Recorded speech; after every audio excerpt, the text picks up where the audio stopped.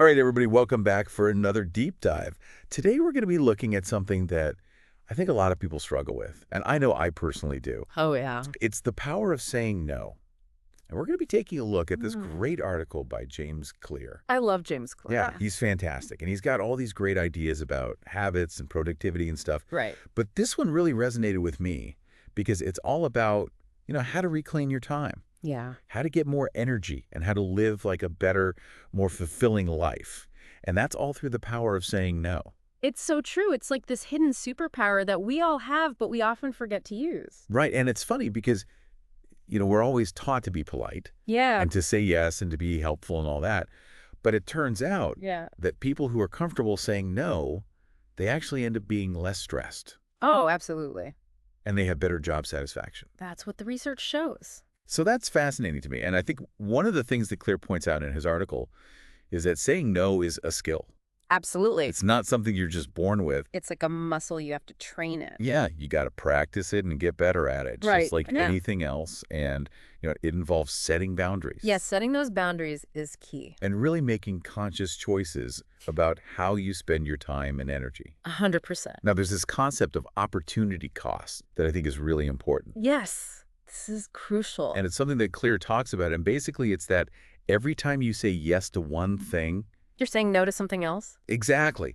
And, there's that saying you can do anything, but not everything. So true. And so the power of no allows you to make those trade-offs consciously. Right. And prioritize what truly matters. Exactly. Before you automatically say yes to that next request or opportunity, Right. it's helpful to pause and really think about your long-term goals. Mhm. Does this activity really contribute to them, or does it pull you away?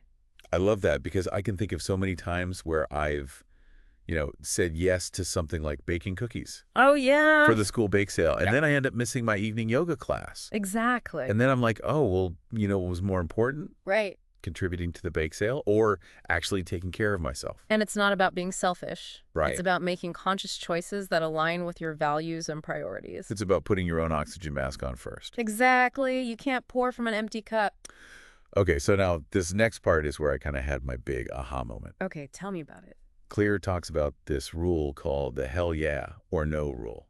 Oh, I love this one. And it sounds so simple, but it's so powerful. It's brilliant in its simplicity. So basically, if you're not feeling a resounding hell yeah Hell yeah. about a request or opportunity, then it's probably a no. It's a no. Like if you're kind of on the fence about it or you're just like, eh. You know it's not a priority. And your time and energy are precious resources.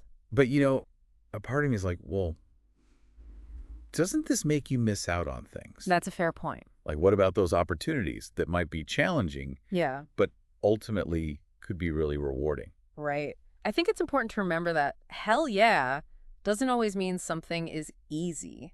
No. It can still be challenging. It can still push you out of your comfort zone. Mm-hmm. But there's this underlying sense of excitement and alignment. Maybe it's a tough project at work, but, it will help you grow. Right.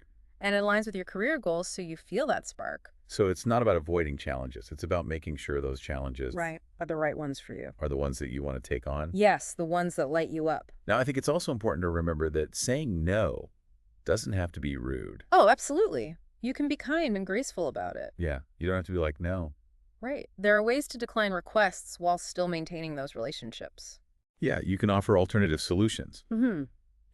Maybe you suggest someone else who might be better suited. Exactly. Or just simply explain, that you're already at capacity. Right. And people will generally understand. So for our listeners out there, what does this all mean for your daily life? Well, I think it means giving yourself permission to say no without feeling guilty about it. Without the guilt. It's about recognizing that saying no is not selfish. Yeah. It's an act of self-respect and self-care. I love that. It's about creating space Yeah. for the things that truly matter to you. So it's like saying no to some things so you can say yes to yourself. Exactly. And to the things that bring you joy and fulfillment. I love that. And remember, this is a journey.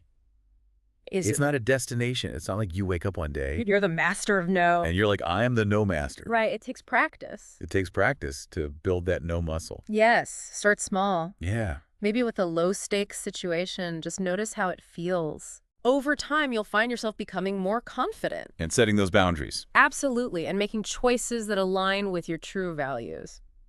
So as a little challenge, inspired by today's deep dive, I love it. what's one thing that you'll say no to this week to create space for that resounding hell yeah? Yes, write it down. Yeah. Commit to it and see what shifts in your life. Awesome. Thanks for joining us on another deep dive. My pleasure. We'll catch you next time. See you later.